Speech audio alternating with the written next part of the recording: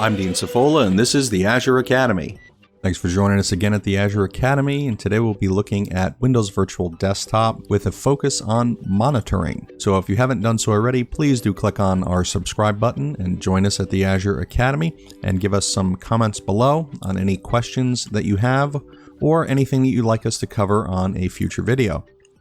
What you're looking at here is a dashboard that I put together for monitoring my WVD environment. Now, this is using a solution that's in the marketplace that builds on top of Log Analytics, which I'll show you here in a second. Just give you an idea of what you're looking at here. So we've got in the top left corner our average disk queue length across our systems in our host pools. And under that, the network bytes in, bytes out, as well as the RD processes. So how many processes are running on any one of the systems at the time, and this is all through whatever time frame I'm looking at the moment. Then we have some of our memory statistics, CPU, proc queue length, which could help you in determining any performance variations in your systems, as well as what processes are running, and then the link to the service map so we could see all of the details around what's going on with the VMs and what systems they're talking to. So let's see how we could put this kind of solution together. First thing I want to do is go over to the marketplace, and we'll hit the add resource. And in our search box here, we'll type RDS, and then we've got a solution here for Azure Monitor for RDS and Windows Virtual Desktop. So we'll click on that. So this is a solution that has been prepared for you by Sepago. They have provided this in the Azure Marketplace at no cost. He's created Log Analytics dashboards here, some telemetry, and an agent that goes onto your VMs. Big shout out and thanks to them, to Marcel over at Sepago for supplying this. So if we click on this link here for the agent, then that'll take you over to their website, and then you can go to the About here, and here's the information about Marcel and his handle on Twitter and LinkedIn. So give him a subscribe over on his YouTube channel, Twitter, LinkedIn, etc. I don't know Marcel personally, but I saw this solution when I was at a WVD training and thought, wow, this is a really good thing that I need to share with everybody. So if you're interested in learning more about what they do, then check out their website. So under the download here, we can click download, and that'll give us the agent that we're going to need on our systems. So that'll download for us. And then also looking at the pricing here, you can download this agent and it is free as it is. And the only thing that you're paying for here is really the Log Analytics data. So lots of work went into this from Sepago. Now, the other thing we have to do is get this solution deployed. So we'll hit create.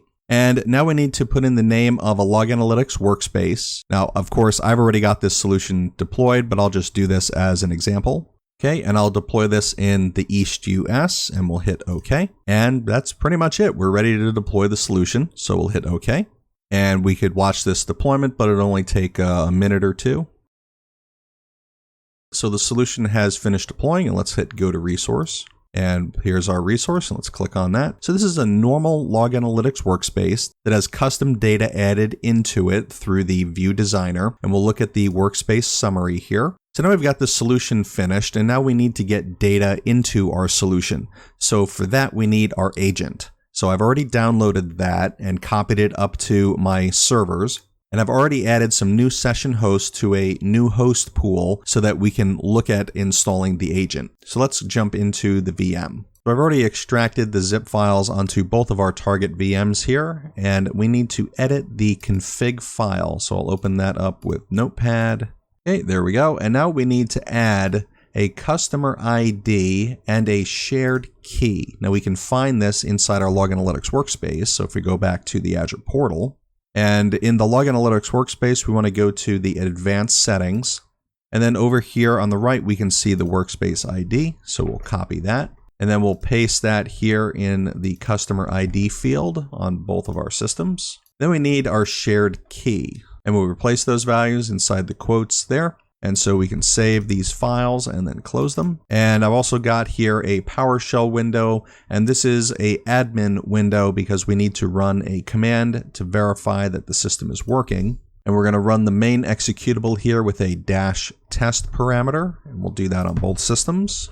And if you see this at the bottom here, then we are good to go. Sending test data is done without any additional errors. Now we can do the same executable, and this time with a -install as our switch. And that's it, just takes a second for it to run. So our work on the VMs themselves is done, and we could close out of all of this. The one thing about this, which is going to be a little difficult for me to show in this video, is that it does take between 24 to 36 hours to really ingest all of the data that you're going to get out of this Sepago log analytics tool. So that's why I built it all ahead of time. So if we go back to the Azure portal, so now it's just a matter of building our dashboard. So if we go back to our workspace summary, and then you can set your increment here for your time for whatever you like. I'll set it for 7 days. And we can see I've already got my 4 RDS workers that are now registered to my system. So that's great. There they all are. And I do see some data already. So now if I were to just take a moment here and go back to my dashboard, now we can see we've got some of our processes from our new systems already showing up here without us having to do much of anything. So just by adding the agents, our dashboards are feeding us new data. There is one piece that needs another installation, and that is the service map. But in order to do that, there's a couple steps we have to do first. Let's go back to our log analytics workspace. And in our workspace, we'll go down the blade here to virtual machines. So the first thing we have to do is connect these VMs to our log analytics workspace. So we'll click on each VM here and we'll hit the connect button. And that'll take a few minutes. That's going to deploy a log analytics agent onto each of the VMs. And then we also have to download the service map agent. And since these are Windows VMs, we'll download the Windows agent.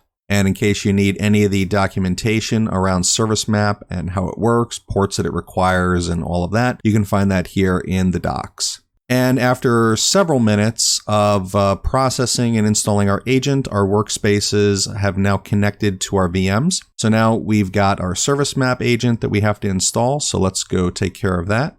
Okay, and there's the agent on both of my desktops. So if we just run that, and this will be a quick install, we just hit I agree here. And that'll just take a few seconds. Okay, and that's done. Now it will take about 30 minutes for the data from our dependency agents to start showing up in the Azure portal. And now again, I said that I built this dashboard right out of log analytics. And so there's a lot here. So if we open our WVD workspace, we start off with our workspace summary. And if we dig into something like our RDS processes, then what I did was I clicked on this particular item. And then, of course, you can look at this in its charts and graphs and possibly other ways, like look at it like a donut or whatever it is that gives you the data that you want. And when you are ready, you click Pin to Dashboard. And then it'll give you a list of the subscriptions that you have access to, as well as the resource groups you may want to store the dashboard in. And then you can click on your dashboard and then hit Apply. Or you can create a new one. So we'll create a new one here called New Dashboard, and then we'll leave this box checked for creating a resource group called Dashboards, and we'll hit Apply. And that has created, so we'll click on our link for our new dashboard. And there is our data. So we can repeat this process looking at whatever else it is we want in our summary, however we want to craft that data. So let's go to our RDS sessions. So we could look at the average bandwidth per worker, and we'll click on the See All here. So those are all of the particular systems where we've got somebody logging in, how much bandwidth they're taking, and then we can look at the chart and look at it that way. So we'll pin this to our new dashboard. We'll go back to our overview and look at our RDS workers. And here's where you find some of the CPU, memory, processor length, disk queue length, all that stuff that I had on my dashboard. So let's open the disk queue length and we'll change our range to the last 7 days and run. We can see some of that data was back here. We can look at this a little more granularly by picking a custom range, and we'll start with October 1st through October 4th, and we'll hit Apply. We'll run that. Okay, so that looks better, and let's pin that to our dashboard. Okay, so that's complete, and we'll look at our dashboard again. Okay, those are our 3 items so far, and we don't have to stop there. There's a lot of other data that we could look at. So let's go over to the Azure Monitor, and then we'll click on our Insights for Virtual Machines, and make sure that you're looking at the resource group where your WVD systems are located. And we can see some stuff down here around the general health of our systems, as well as the performance metrics. And if you just want to limit it to those that you've selected in your group, then you can pick that as well, but I'll just leave it for the whole resource group at the moment. Then we can pin any one of these to our dashboard. So I'll pin our CPU usage and maybe pin our available memory. So let's view our dashboard now. And there we go. There's our CPU and our memory usage. Now we can further customize this dashboard by clicking on the ellipse in any one of the top corners and then click Customize. Then we can drag and drop these tiles and move them around wherever we'd like. And of course, we can also resize the tiles. So let's do that. We'll try to fit them all into one screen. And whenever you're happy with what it looks like, you can hit Done Customizing, and we'll save it as a copy.